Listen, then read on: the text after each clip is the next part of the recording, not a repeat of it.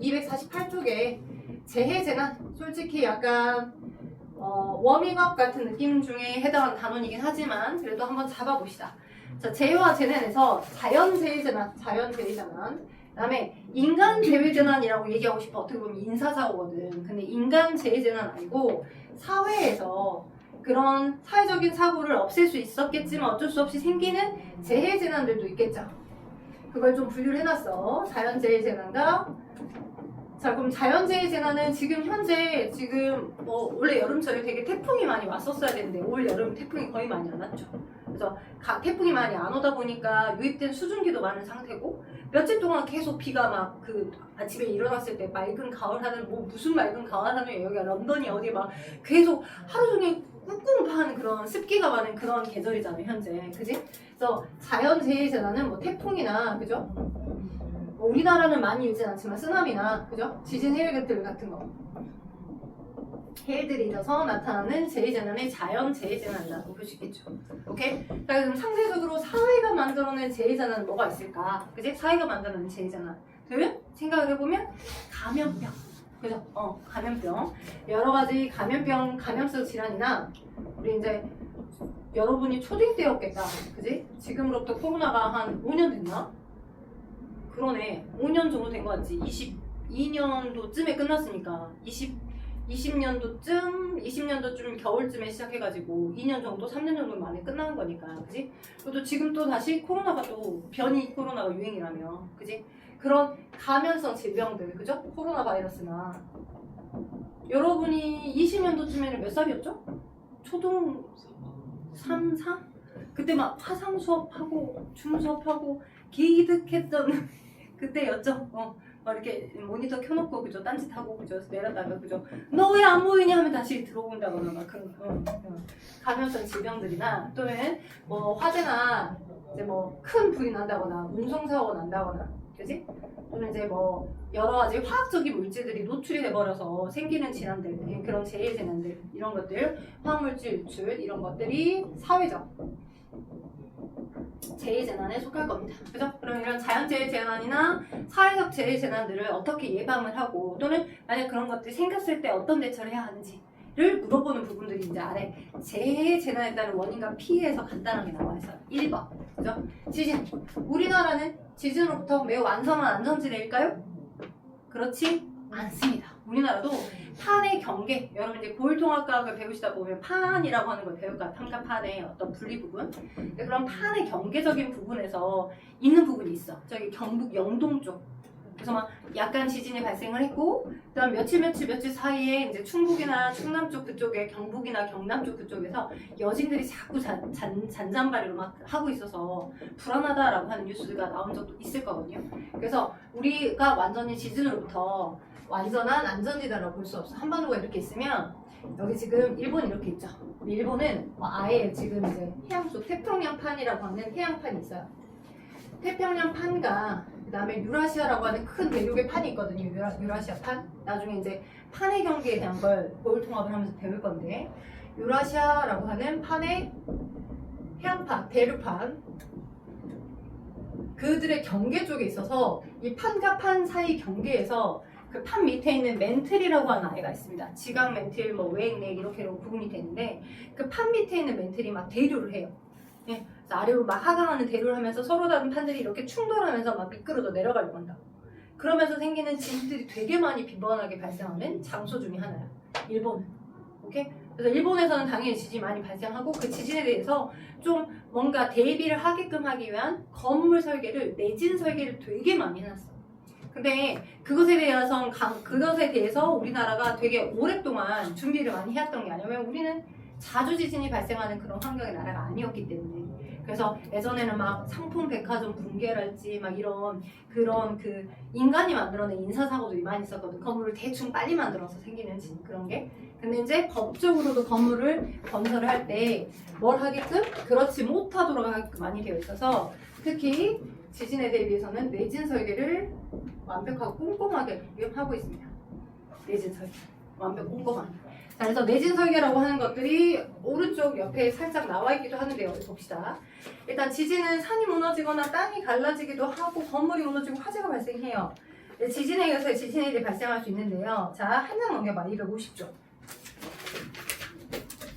250쪽에 그렇다면 이런 재해 재난을 대처하는 방안에서 나와 있죠. 지진이 만약 발생했을 때 땅이 흔들린 시간은 비교적 짧지만 대부분 여러 번 빈번하게 일어나고, 그죠? 건물에서 이제 막 현관이나 이런 게 무너져서 막 내 위를 덮칠 수 있잖아.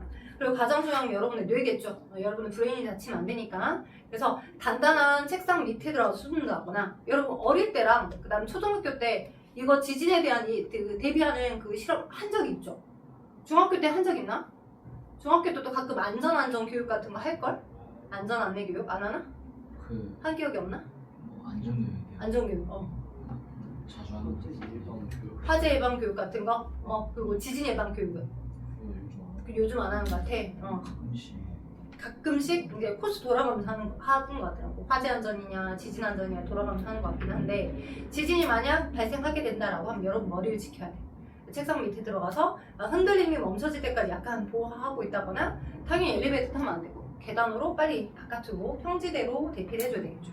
그리고 당연히 전파 장애가 생길 수도 있기 때문에, 그죠? 와이파이 당연히 안 터질 거야. 근데 이제 여러분 휴대용 기기가 잘 이렇게 전파를 타고 있다면, 또는 계속 휴대폰으로 이제 상황을 계속 예의주시하게 봐야 될 거고, 그죠? 그다음 라디오나 등등등을 이제 보면서 어디로 어떻게 대피할 건지 한번 관찰을 계속 해야 되겠지. 그게 이제 지진이 발생했을 때고, 오른쪽에 이제 내진 설계에서 지진에 대비하기 위해서 건물 벽과 대각선으로 지지대를 설치해서, 여기 보면 이렇게 XXX 표시처럼 건물이 만들어진 게 보인가요? 내진 설계. 네, 내진 설계 부분. 그리고 내진 설계 부분에서 여기는 안 보이나? 건물이. 여기 보면 건물 내에서 여기 지금 XXX 형태처럼 지지대를 만들면서 건물이 만들어진 거야. 지진이 땅이 흔들려서 무너지더라도 잘 이제 버틸 수 있도록. 그게 이제 내진 설계야. 지진에 대비하는 돼요. 그래서 건물의 내진 설계들은 이런 식으로 전체 층들 자체를 이제 뭐 그냥 수직으로만 이렇게 만들어 놓은 게 아니고, 이렇게 지지대를 서로 만들면서 이제 건물이 쉽이 무너지지 않도록 이런 식의 설계를 하면서 항상 건축물을 만들어야 되더라. 이런 게 이제 내진 설계를 하면서 지진에 대한 대비를 해야 된다라고 하는 부분이다라고 보시면 될 것 같아요. 다시 앞으로 오셔서, 자, 248쪽에 보니까 그래서 자연재해에서 지진 한번 설명해 드렸고 많이 나오는 거. 기상재해, 호우, 태풍, 그죠? 홍수나 가뭄, 그죠? 우리 이번 여름에 여기 이제 전라남도 지역은 가뭄 거에 대해서는 많이 없었어. 그지? 비가 오고 막 너무 비가 많이 와가지고 그게 문제였었지. 저기 북구 쪽 잠기기도 하고, 저기 장덕동 어디 아파트 막 지하 주차장에서 차 빼고 막 겁나 비가 많이 왔었잖아. 근데 우리나라는 이렇게 갑자기 스콜성처럼 소나기가 많이 내린 형태의 여름이었는데, 강원도는 지금 최근에 비가 많이 와가지고 그나마 가뭄 현상이 많이 없어졌지만, 강원도 쪽 거기 강릉 쪽은 비가 너무 안 와가지고, 어디는 속초는 워터쇼 한다고 하는데, 거기는 이제 거의 이제 수도를 다 잠그고 물 모아뒀다가 쓰고 그런 걸 몇 개월을 계속 했대요. 거의 7월, 8월, 9월 초까지 거의 대부분 그렇게 했대. 그러니까 지역마다 서로 다른 이런 형태의 국소적인 자연재해들이 있는 거죠. 가문다고 했을 때. 그래서 여러분 몇 년 전에 광주도 되게 많이 가물어서, 그지? 이렇게 여러분 그 변기통 안에다가 약간 페트병에 물 받아서 좀 넣어둬서 수압을 좀 일부러 높여가지고 조금만 물을 쓰게끔 한다거나 그런 거, 그죠? 많이 했었잖아요. 그러니까 이럴 때 현명하게 좀 나름대로 대처를 해줘야 되는 형태들로 진행이 되더라. 그런 텍스트가 나오면 여러분이 읽어보고, 그죠? 하면 되죠? 그리고 이제 곧 겨울이 오고 있으니까 폭설이 올 수도 있죠. 여러분 몇 년 전에 광주 여기 수원지구 쪽도 되게 눈 많이 왔던 적 기억납니까? 거의 크리스마스 시즌쯤에 화이트 크리스마스를 떠나서 거의 이 화이트 크리스마스는 화이트 크리스마스를 더 지나서 완전 눈이 너무 많이 쌓여가지고, 그러니까 눈이 한 40cm 내려가지고, 치워도 몇 시간 지나면 또 40cm 오고, 치워도 몇 시간 지나면 또 40cm 정도가 많이, 한 이틀 반 정도가 그랬던 기억이 나요. 엄청 눈이 많이 와서. 처음에 좋았지. 근데 지긋지긋한 거야. 너무 눈이 많이 오니까 고립되고 택배도 잘 안 오고 하니까 너무 힘든 어떤 시기가 있는데, 이러한 재해 재난 조건 상황이 됐을 때 우리도 대처를 잘 해야 된다 이거죠.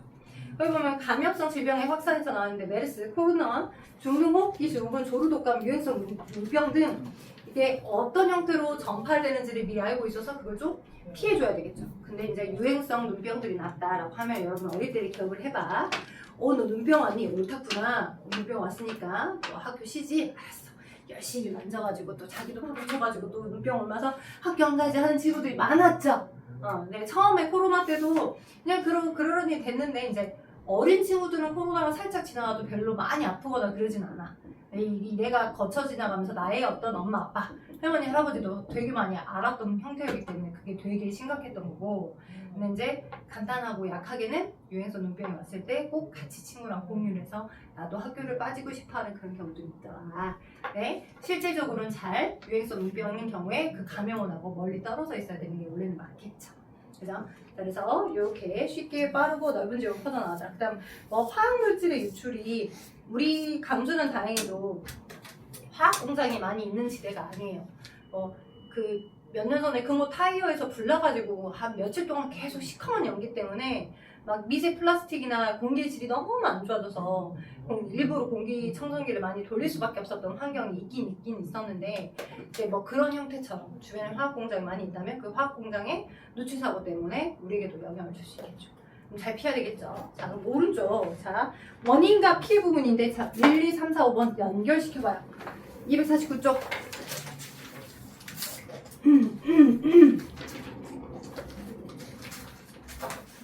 249쪽 한번 연결시켜 보십시오. 어렵지 않을 겁니다. 자, 1번. 자, 재해재난은 자연재해와 사회재난에 맞죠? 뭐죠? 두 번째, 자, 기상재해 종류는 감염성 질병 확산이나 화학물질의 유출이 있다. 맞죠? 기상재해는 아닙니다. 미안합니다. 기상재해니까 태풍이나 뭐 폭설, 홍 이런 것들, 호우등 이런 거니까 이건 이제 자연재해가 아니라 사회재해에 대한 거니까 X. 세 번째, 감염성 질병 공기나 물 환자만 들으면 예 맞죠. 감염이 되는 거니까.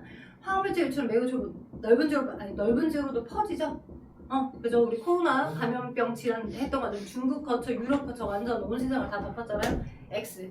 운송 수단 사동은 대부분 안전관리 소란의 안전규정을 무지하는 인사사고입니다. 맞습니다. 옵니다. 자, 사회 재해 재난으로 오는 걸 보기서 골라봅시다. 사회 인간이 만들어낼 수 있는 거. 화재. 그죠? 그 다음 운송수단 사고. 맞죠? 감염성 질병. 미음 비읍이 되겠죠. 나머지는 자연적으로 발생하는 형태일 거니까.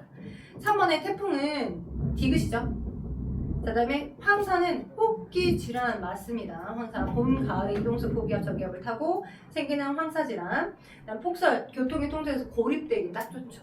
자, 세균이나 바이러스 등과 같이 병원체가 동물이나 인간에게 침입해서 발생하는 질병을 감염성 질병을 하더라. 이 질병은 사람과 사람이 직접 접촉할 때 전파되거나 맞죠? 자, 넘겨봐요.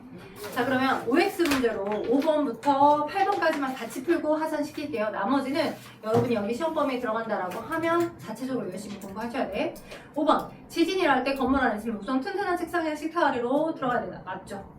자, 지진이 발생한 후 오빠 거기 열심히 풀어주시고요. 지진이 발생한 후 강한 진동이 멈추면 엘리베이터 no 계단. 자, 강한 진동이 멈추면 가능한 실내에서 나오셔야 돼요. 2차로 얼마나 얘가 푹 꺼질 수도 있으니까 강한 진동이 멈추고 나서는 실내에서 나오셔야 되는 게 맞고요. 강한 진동이 멈추면 가스와 전기를 차단하고 나오시도록 하십시다. 그쵸? 그 다음에 지진 발생 후 대피 상태에 도착하면 공공기관 안내에 따라 행동해 주는 게 좋겠죠. 그래서 휴대폰이나 라디오 같은 걸 예의주시하셔야 된다고 알고 계시면 될 것 같아요. 지진이 발생할 때 그 피해를 줄이기 위해서 우선 땅이 불안정한 지역을 피해서 건물을 지어야 하더라. 건물 지을 때 건물벽에 대각선의 지지대를 세우는 거 뭐라고? 내진 설계. 우리나라도 모든 건축물을 내진 설계하고 있어요. 자, 여러 가지, 자, 화학물질이 유출됐을 때 대처 방안 생각해봅시다. 화학적인 물질인 산성이나 염기성 물질이 노출됐어. 노출이 됐어. 그러면 그 노출됐던 것들을 내가 그냥 집으로 갖고 오면 집에 있는 사람들도 그 물질에 노출이 되는 거잖아. 최대한 빨리 그 옷들을 벗어야 되겠죠. 그죠? 그래서 옷을 갈아입고 비눗물 같은 거, 화학물질이 산성일 경우들이 많기 때문에 비눗물 같은 걸로 몸을 씻는 거, 추천입니다. 그리고 뭐 119나 이런 걸 신고하기도 하셔야 되는 게 맞고요. 대피할 때 비옷이나 큰 비닐 등으로 몸을 감싸서 이 화학적인 물질이 나로부터 유출이 되지 않도록 제어하면서 이동하는 게 필요하겠죠. 만약 벗을 수 없는 상황이다라고 하면 나도 당했으니까 너네도 당해라 이런 거보다 그죠? 그다음 D급 실내로 대피한 경우 환풍기를 잡 그럼 계속 퍼지잖아요. 그죠? X 사고 발생 지역으로 바람이 불 때 사고 발생 지역 방향으로 사고 발생 지역으로 대피하면 더 많이 맞을 거 아닙니까? 반대 방향으로 가야 되겠죠. X 8번 제2재난에 대처해서 옳은 거 O, 옳지 않은 건 X래요. 황사나 태풍처럼 기상재해는 언제 일어날지 예측하기 어렵다. 언제 일어날지 예측하기 어렵다. 어려운 게 맞죠? O죠. 어렵다. X 이러면 안 돼. 어렵다. O. X가 아니라 O입니다. 자, 잠깐만. 황사나 태풍 같은 기상재해는 언제 일어날지 예측하기 어렵다. 예측할 수 있긴 있다. 있긴 있다. 왼쪽에서 오른쪽으로 넘어가니까 그지? 있긴 있다. 그래서 X. 미안해. X야. 예측할 수 있으니까 태풍이 올 때 강한 바람의 피를 막기 위해서 그럼 맞다. 유리창에 큰 테이프나 이런 것들을 부착해서 유리창 한꺼번에 탁 떨어지지 않도록. 왜냐면 여기 뭐 7층짜리 건물에 막 강화 유리가 아닌 경우에 7층 유리가 떨어져서 아래 지나가는 사람이 맞으면 이 7층 건물주가 또는 임차라고 하는 사람이 다 보상해줘야 돼. 그러니까 이제 그런 거 예의주시해야 되고 침수에 대비해서 가재독은 최대한 낮은 곳, 높은 곳, 그죠? 낮은 곳이 있으면 안 돼. 높은 곳, 감염성 질병 확산되지 않으려면 기침을 할 때 휴지나 옷소매등으로 그렇지, 맞죠? 화학물질이 유출됐을 때 유독가스는 대부분 공기보다 밀도가 크므로 깔아앉기 때문에 높은 곳으로 대피해야 되겠죠. 그죠? 유독가스가 아래쪽으로 깔아앉으니까 밀도가 커서 깔아앉으니까 높은 곳으로 대피해야 합니다. 운송수단 사고를 대처하기 위해서는 운송수단의 종류에 따른 대피 방법을 미리 알아두면 좋겠죠. 화물차 아니면 뭐 기차 사고가 났을 때 어디가 이제 중간 칸이어서 내가 대피를 할 수 있는지. 그래서 여기 정도까지 개념을 한번 다시 잡아드렸으니 시험 범위 혹시 들어가면 준비하시면 될 것 같고 우리는 명절 연휴가 지나고 3학년 내용 선행과정으로 만나도록 하십시오. 고생했어. 좋아요. 애썼습니다.